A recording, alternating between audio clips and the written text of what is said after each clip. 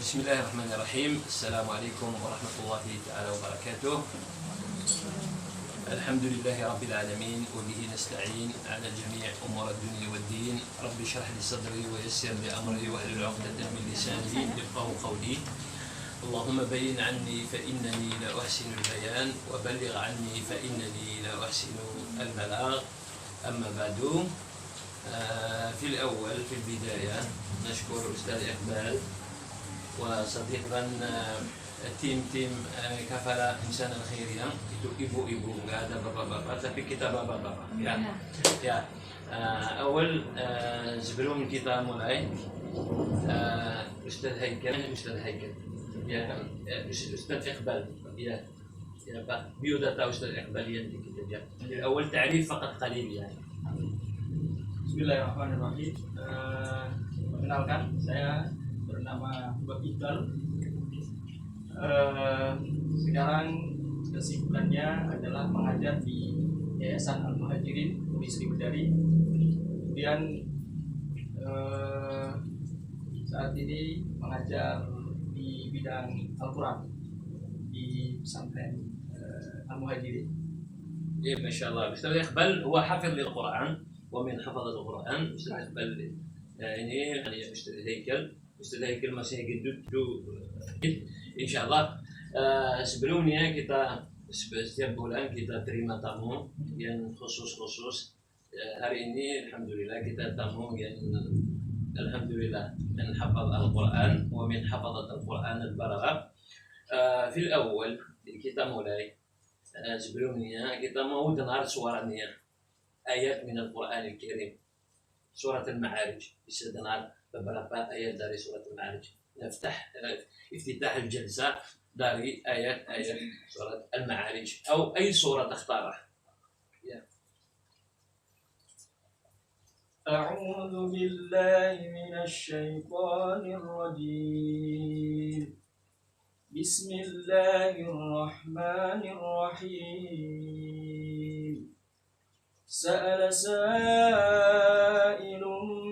bi'adabin واقع للكافرين ليس له دافع من الله ذي المعارج تعرج الملائكة والروح إليه في يوم كان مقداره 50,000 سنة فاصبر صبرا جميلا إنهم يرونه بعيدا ونراه قريبا يوم تكون السماء كالمهل وتكون الجبال كالعهن ولا يسأل حميم حميما. بارك الله فيك على هذا الصوت الجميل. Ini suara alhamdulillah masyaallah. Kita sangat فرحانين جدا happy menerima tamu بالله أستاذ إقبال حفظ القرآن، لأن حفظ القرآن عند الله من السفرة البررة الحمد لله. Dimulai kita mau tanya beberapa yang tanyakan. Ini di podcast ini di awal, dimulai awal. Ini lulusan berapa ya? SMP, SMA, kuliah di mana itu? Dulu mulai dari SD, dari umur 6 tahun, yaitu sekitar kelas 1 SD, kemudian menyelesaikan sekitar 3 tahun. Jadi begitu sampai di kelas 3 SD atau setingkat MI, alhamdulillah sudah selesai. Dan itu berada di pesantren Ma'had Tahfidz Yambul Quran Kudus. Yambul Quran Kudus. Manawan atau di Krandon. Di Krandon, di bawah pimpinan Kiai Arwani Amin. Masya Allah. Masya Allah. Saya sudah pernah ke sana, saya sudah ceramah di Al-Quran Menawan Kudus. Sudah nikah atau belum? Belum. Harus nikah itu. Ya, insya Allah. Ya, kalau podcast ini mau bagus harus nikah. Kalau nggak nikah itu problem ya. Hafiz Quran tambah nikah, insya Allah tambah rezeki tambah banyak ya. Ini di fil awal itu bagaimana berpikir kapan mulai menghafal Al-Quran dan siapa yang support menghafal Al-Quran? dari yang bawa Al-Quran mulai hafal atau waktu gimana? Kita dari keluarga memang sebagai keluarga yang suka dengan Al-Quran, Masya Allah. nuansa Al-Quran. Masya Allah. Dulu juga ayah merupakan lulusan Libya. Beliau Masya Allah. dulu mengajar di kampus Al-Hikmah, kemudian juga di beberapa kampus lainnya. Beliau sekitar tahun 1996 meninggal dunia karena sakit. Nah, akhirnya sebelum sakit beliau juga sempat berwasiat kepada Umi bahwa saya ingin punya anak-anak yang hafal Al-Quran. Untuk menjalankan amanah tersebut ketika sudah meninggal, maka saya ada 3 bersaudara. Jadi untuk kakak yang pertama beliau sudah dipesantrenkan, juga sama di pesantren aktif yang Al-Quran. Kemudian saya juga menyusul, akhirnya anak atau adik saya yang pertama itu juga menyusul, demikian. Dari keluarga yang suka Al-Quran, kemudian ditempa di keluarga sendiri, terus kemudian ada waktu-waktu tertentu untuk menyetorkan hafalan. Kita membaca Al-Quran dari Umi, dari Abi, kemudian kita belajar dari TPA, TPQ, kemudian pada akhirnya hafal beberapa surat-surat pendek begitu. Terus akhirnya coba untuk ikut ujian masuk pesantren, akhirnya diterima, alhamdulillah sampai di situ. Kita mulai menghafal di surat Al-Baqarah. Masya Allah. Dan turunan Masya Allah. Yani kull al-ailat, semua keluarga mencinta Al-Quran dan hafal Al-Quran. Dan ayahnya almarhum juga lulus dari Libya. Masya Allah. Alhamdulillah. Itu berapa tahun untuk hafal Al-Quran semua? Karena Al-Quran itu kalau kita masukin di kartu memori itu lebih dari 10 giga itu. Bagaimana punya semangat itu untuk menghafal Al-Quran itu? Oke, turunan ada, tapi bagaimana كيف حفظت Al-Quran يعني? Kalau saya boleh bercerita tentang sejarah bagaimana dulu, Silahkan. bagaimana dulu menghafal Al-Quran di pesantren. Jadi kita punya metode. Yang pertama adalah sedikitkan qalilil miqdar. Artinya satu hari kita cukup 1 halaman atau mungkin setengah halaman. Setengah halaman. Kemudian untuk murojaah kita ada merotan di ba'dal asr, kemudian di ba'dal isya. Ba'dal isya. Kemudian apa yang sudah kita hafalkan di hari itu maka akan kita tasbihkan di 1 pekan di hari Jumat. Terus seperti setorannya hari Jumat ya. Setorannya kalau setorannya kita setiap hari, tapi tasmiannya akumulasi jumlah dari selama 1 minggu itu nanti akan disetor di hari Jumat. Itu dalam bentuk mudarosah, yakni misalkan saya baca 1 ayat, kemudian saya lanjutkan 1 ayat, kemudian saya lanjutkan 1 ayat terus sampai 1 juz. Tabadul ya. Nah, ini berapa tahun sudah semua hafal Al-Quran? Selesai hafal Al-Quran. Selesai hafal Al-Quran. Selesai tahun 2009 kelas 3 SD MI. Alhamdulillah. Itu maksud saya beberapa tahun semua, 2 tahun sudah selesai, 3 tahun atau 5 tahun untuk hafal semua Al-Quran itu. 3 tahun. 3 tahun. Masya Allah. Itu apa yang beda sebelum hafal Al-Quran dan hafal Al-Quran untuk Mas Iqbal, Ustaz Iqbal? Sebelumnya rasanya sebelum hafal Al-Quran dan rasanya waktu jadi hafiz Al-Quran. Karena hafiz Al-Quran itu bukan hafiz cinta-cinta gitu, itu musik-musik itu. Al-Quran itu شيء يعني الله سبحانه وتعالى يقول لو أنزلنا هذا القرآن على جبل لرأيته صادعا يعني سبحان الله. جبل itu bahasa Indonesia gunung itu bisa jadi hancur semua. Subhanallah. Bagaimana manusia waktu hafal Al-Quran rasanya gimana? Rasanya luar biasa, bahagia. Ini sebuah pencapaian terbesar ya. Tapi dalam keluarga tidak hanya dituntut untuk bagaimana kita bisa selesai 30 juz, tapi harus ada konsekuensinya, yaitu setiap hari harus murojaah. Yang tadinya kita bisa bermain, bersantai dengan teman-teman, akhirnya kita punya waktu tersendiri untuk murojaah. Waktu kita harus selalu dijaga untuk selalu bersama dengan Al-Quran. Waktu-waktu untuk setoran dan waktu untuk murojaah juga harus selalu ada di setiap hari. apakah waktu hafal Al-Quran kadang-kadang malas, hingga malas itu alhamdulillah sering ada semangatnya gimana? Eh, namanya juga anak-anak waktu di pesantren, karena kalau seandainya tidak ada aturan kita juga nggak mau setoran. Iya. Karena emang kadang mood lagi nggak bagus, kemudian ingat orang tua pengen pulang jadi nggak betah gitu.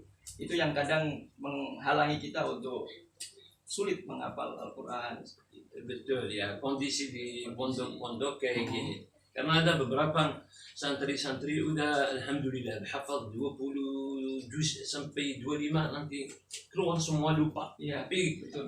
alhamdulillah Ustaz Iqbal sekarang kerja imam dan ustaz sebagai ustaz alhamdulillah sering murajaah. Itu bantu untuk alhamdulillah gak lupa. Tapi aku mau tanya Ustaz Iqbal, kalau belajar menghafal Al-Quran, apakah cukup tanpa bahasa Arab atau harus belajar bahasa Arab? Harus, saya kira harus, karena menghafal itu merupakan gerbang yang tidak hanya berhenti di gerbang itu saja. Ya. Selebihnya adalah bagaimana kita hafal kemudian memahami maksud dari apa yang kita baca. Betul. Ya. Ya betul. Itu ada yang saya mau nanya Ustaz Iqbal itu apakah cukup menghafal Al-Quran atau harus menghafal dan menfaham Al-Quran? Harus memahami, kemudian menghafal dan mentadaburi. Betul. Mentadaburi. Ya.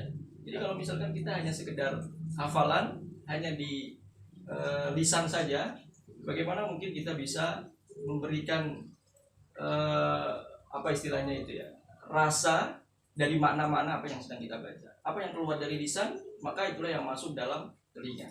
Apa yang keluar dari hati akan masuk ke dalam hati. Nah, betul. Saya setuju karena yang saya lihat di Indonesia itu di mana-mana di beberapa masjid waktu imam alhamdulillah salat saya melihat banyak jemaahnya alhamdulillah nangis salat subuh atau qiyamul lail atau jemaahnya nangis waktu imam. Bukan mereka nangis karena menfaham Al-Quran atau mentadabbur Al-Quran. Nangis karena suara ustaz itu merdu. Apakah ini normal atau enggak normal? Sebenarnya harus jamaah itu menfaham Al-Quran. Nangis itu bukan nangis karena suara, harus nangis itu menfaham, udah tadabbur. Karena di beberapa ulama itu diutamakan menfaham Al-Quran dan menghafal Al-Quran. Diutamakan, bukan tidak boleh menghafal Al-Quran, tapi diutamakan harus juga menfaham Al-Quran. Karena kalau kita lihat Al-Quran semua, buku Al-Quran, buku suci Al-Quran, tidak ada satu ayat yang bila harus hafal Al-Quran. Tapi di dalamnya ada banyak ayat yang afala yatadabbarun, afala yaqilun, afala yafqahun, afala. Tadabbur Al-Quran itu harus juga menghafal Al-Quran, tadabbur Al-Quran.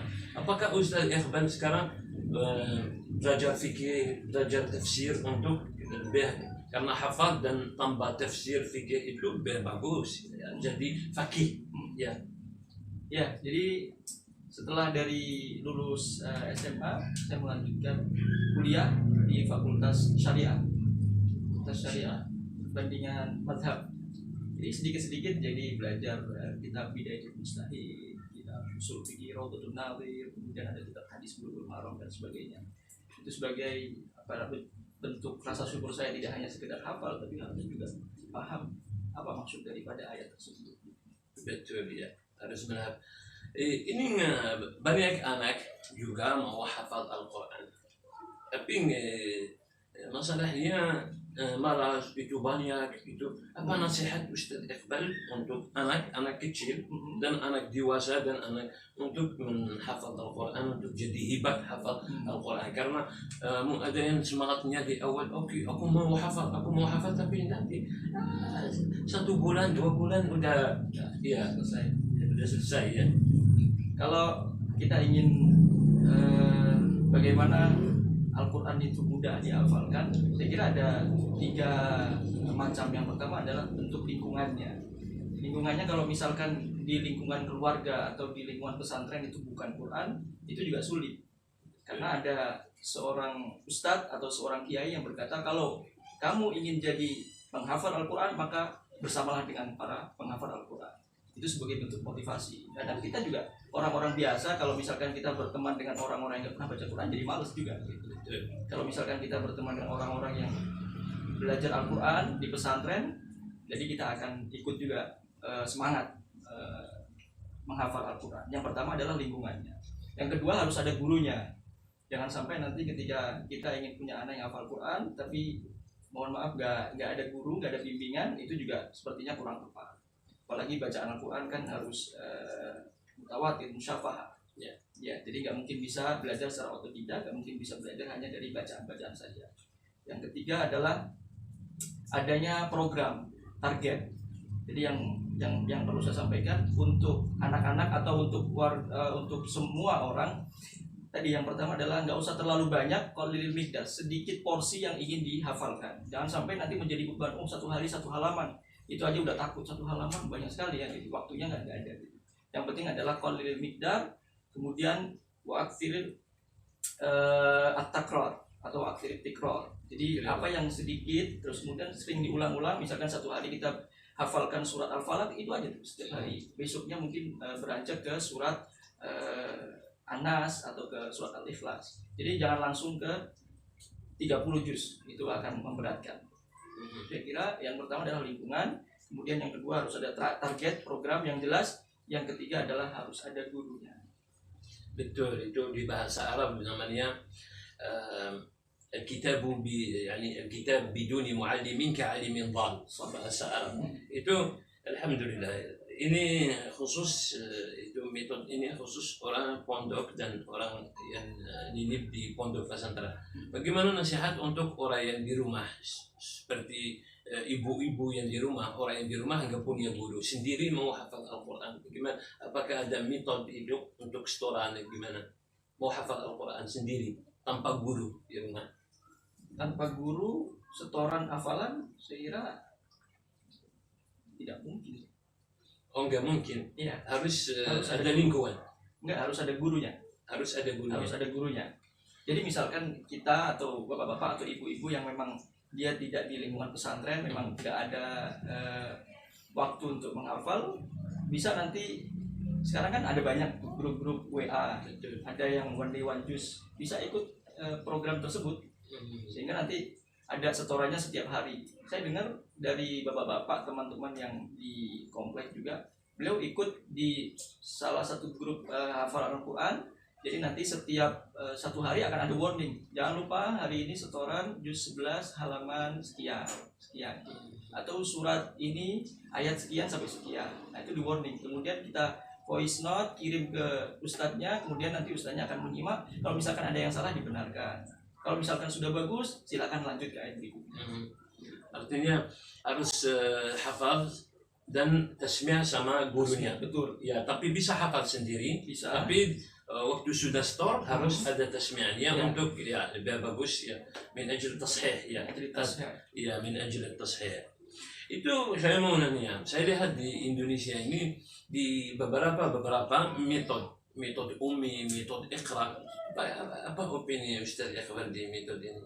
Cara banyak yang Ustaz atau pondok-pondok punya metode ini buat menghafal Al-Quran, metode ini. Apakah saya dengar itu tidak masuk akal saya? Bagi saya juga alhamdulillah punya beberapa itu hafal Al-Quran. Itu metode menghafal Al-Quran di 30 hari. Apakah itu normal atau tidak normal? Ustaz Iqbal 3 tahun, Ustaz Iqbal udah merasa capek, merasa itu bagaimana? Apakah benar itu 30 hari bisa menghafal Al-Quran atau enggak? 30 hari menghafal Al-Quran mungkin tergantung orangnya. Kalau orangnya sebelumnya dia sering tilawah satu hari bisa 1 kali khatam, mungkin dengan 30 hari bisa lebih mudah karena sudah terbiasa lisannya. Ya, maksud saya itu qalilul miqdar itu dari 30 hari itu kan enggak mungkin. Oh, tidak mungkin. Tidak mungkin, enggak masuk akal. Kalau qalilul miqdar ma'a tikrar. Tikrar itu mungkin tikrar satu ayat mungkin 1 hari, betul? Iya. Ya, dan enggak mungkin 30 hari itu. Saya lihat itu metode itu enggak masuk akal bisa hafal Al-Quran, dan Al-Quran itu harus waktu menghafal harus menghafal dan benar hafal itu, karena hafal kecuali untuk itu bisa 2 hari 3 hari lupa. Betul. Iya, tapi waktu benar dihafal dan tikrar itu diulang, alhamdulillah. Iya, bisa lupa tapi bisa kecuali murajaah nanti alhamdulillah bisa itu. Ustaz Iqbal, bagaimana programnya untuk Ramadan? Jadi imam atau gimana? Saya jadi imam yang mulai. Masya Allah. Yang mulai. Jadi nanti bergantian, ada teman-teman juga yang menjadi imam bergantian. Nanti mungkin yang mulai 1 juz tiap malam insya Allah. Masya Allah. Masya Allah, itu ini buat anak kecil itu apa nasihatnya buat menghafal Al-Quran, mulai dari mana, mulai dari juz amma atau dari yang susah ke yang mudah, atau surat yang panjang ke yang pendek, atau karena beberapa ustaz bilang mulai dari yang surat pendek ke surat panjang, ada yang mulai dari surat panjang ke surat pendek. Gimana itu Ustaz? Mungkin saya punya saran yang sesuai dengan program yang dulu pernah diterapkan ke saya di pesantren. Kita mulai dari juz 30. Iya. Mulai dari yang paling belakang yaitu surat An-Nas, kemudian beranjak ke surat Al-Falaq. Amma ya, juz amma. Juz Amma Yatasaalun. Tapi tidak langsung dari Amma Yatasaalun karena dia suratnya panjang. Betul, begitu anak-anak lihat yang panjang, wah sulit nih gitu. Tapi begitu surat, wah An-Nas udah hafal, gampang. Akhirnya dia termotivasi untuk lanjut ke surat berikutnya. Wah sudah gampang nih. Kayaknya surat-surat berikutnya lebih mudah gitu. Tapi begitu dimasukkan ke surat Al-Baqarah, surat Amma Yatasaalun, dilihatnya nggak selesai 40 ayat. Iya, betul. Jadi, kita mulai dari yang pendek. Iya juga ini apakah itu kasih nasihat buat orang, karena saya lihat orang benar mereka alhamdulillah hafal Al-Quran tapi bacanya enggak benar. Gimana nasihatnya untuk baca Al-Quran benar? Karena kadang-kadang orang baca qul huwallahu ahad dibaca qul huwallahu ahad. Qul sama qul itu ya beda. Qul itu makan, qul itu Katakanlah.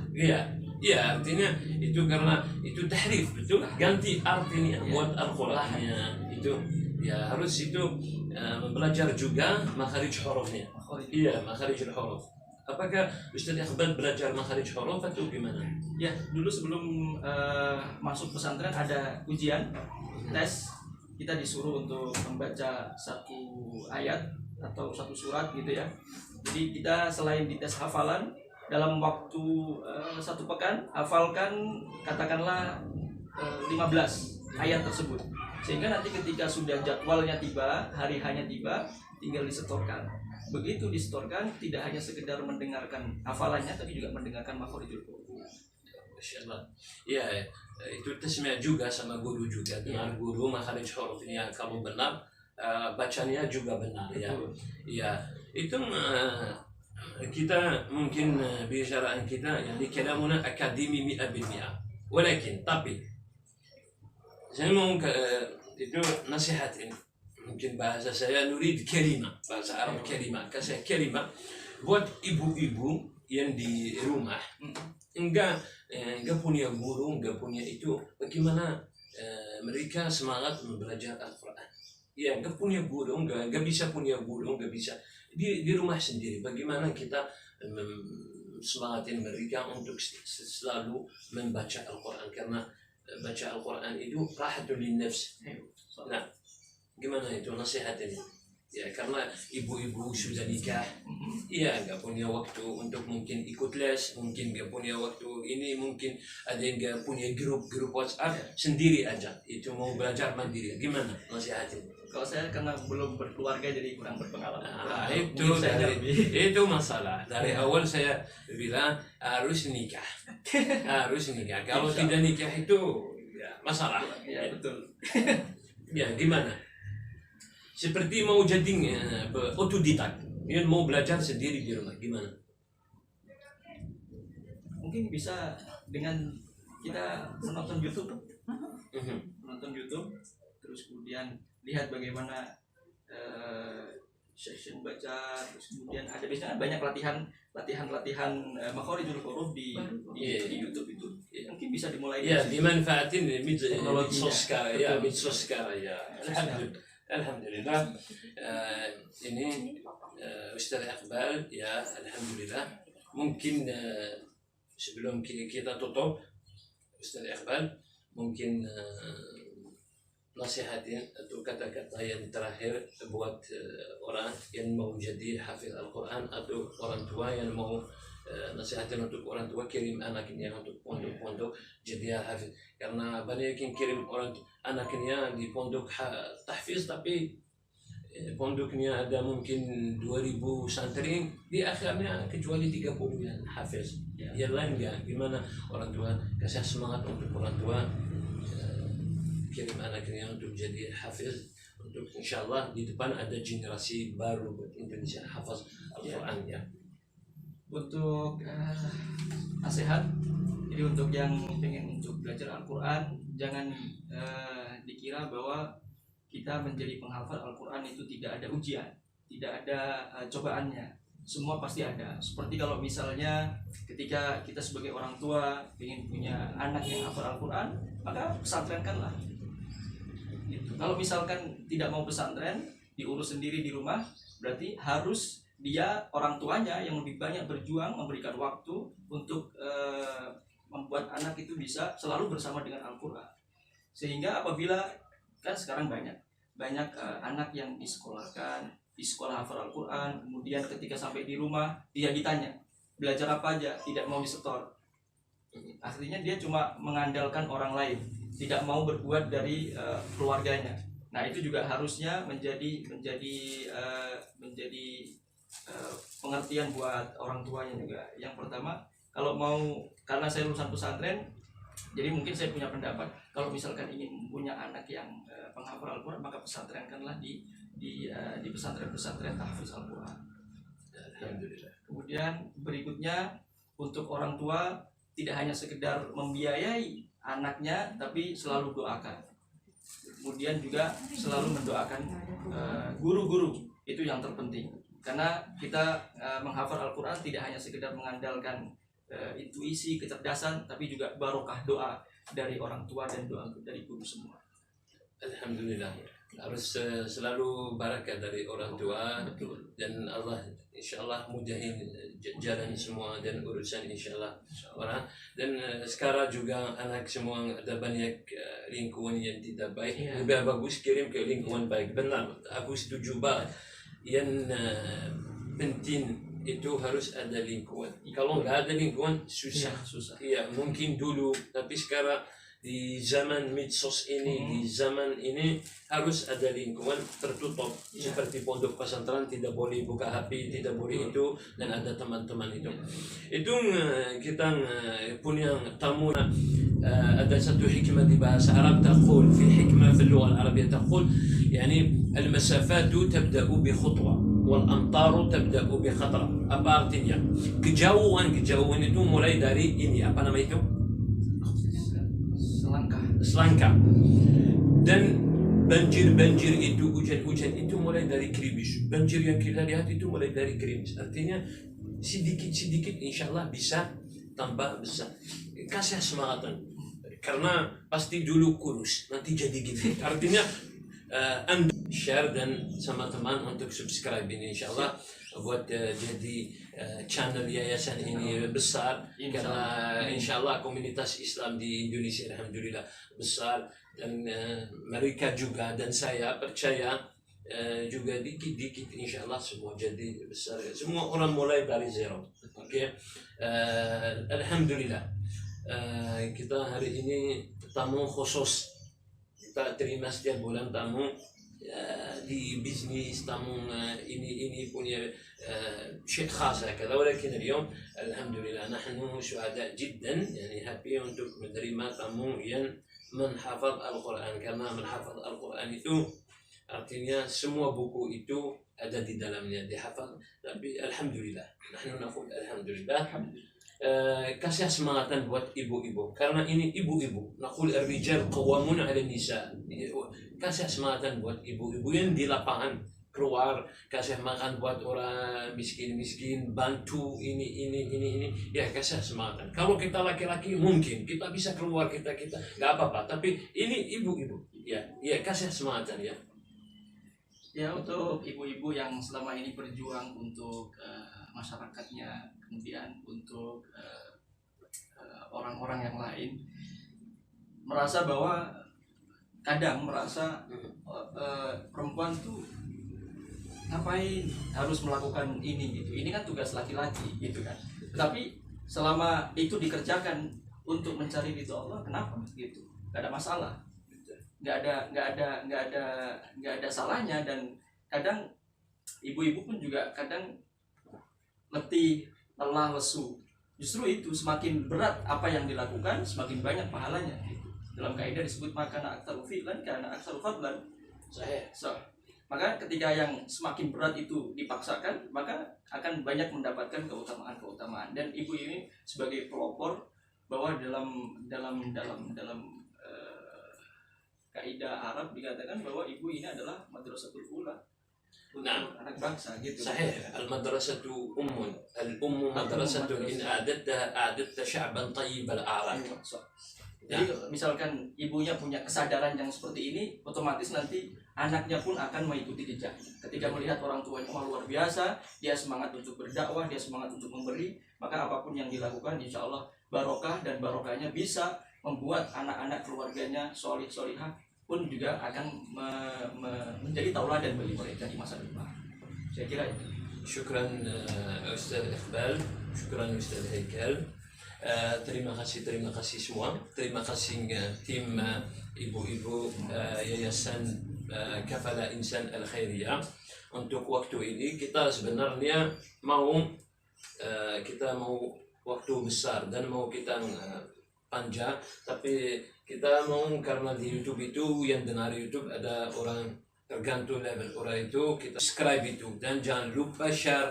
Oke. Terima kasih buat semuanya. Assalamualaikum warahmatullahi taala wabarakatuh. Waalaikumsalam.